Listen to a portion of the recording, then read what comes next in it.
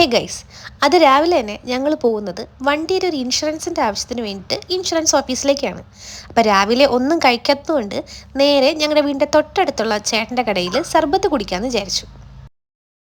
ഇവിടുത്തെ സർബത്ത് ഇൻസ്റ്റഗ്രാമിൽ ഇടയ്ക്ക് വൈറലായിരുന്നു. ഷുഗറൊന്നും ആഡ് ചെയ്യാതെ അത്യാവശ്യം നല്ല ക്വാണ്ടിറ്റിയിലുള്ള സർബത്താണ് നമുക്ക് ഇവിടെ നിന്ന് കുടിക്കാൻ പറ്റുന്നത്. പോയ ഉടനെ തന്നെ ഞങ്ങൾ 2 ഗ്ലാസ് സർബത്ത് ഓർഡർ ചെയ്തു. ഞങ്ങൾ വന്നപ്പോഴേക്കും അത്യാവശ്യം നല്ല തിരക്ക് തന്നെ ഉണ്ടായിരുന്നു. പിന്നെ ഞങ്ങൾ ഓർഡർ ചെയ്ത കുറച്ച് കഴിഞ്ഞപ്പോഴത്തേക്കും ഞങ്ങൾക്ക് സർബത്ത് കിട്ടി.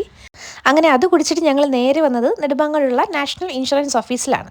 അപ്പോൾ ഇവിടെ വന്ന് ഞങ്ങൾ കാര്യങ്ങൾ തിരക്കിയപ്പോഴത്തേക്കാണ് അവർ പറയുന്നത് ഇവിടെയല്ല, നമുക്ക് നെക്സ്റ്റ് സ്റ്റോപ്പിലുള്ള ഒരു ഇൻഷുറൻസിൻ്റെ ഓഫീസിലേക്കാണ് പോകേണ്ടതെന്ന്. അങ്ങനെ ഞങ്ങൾ രണ്ടാളും കൂടെ വീണ്ടും അവിടേക്ക് പോയി.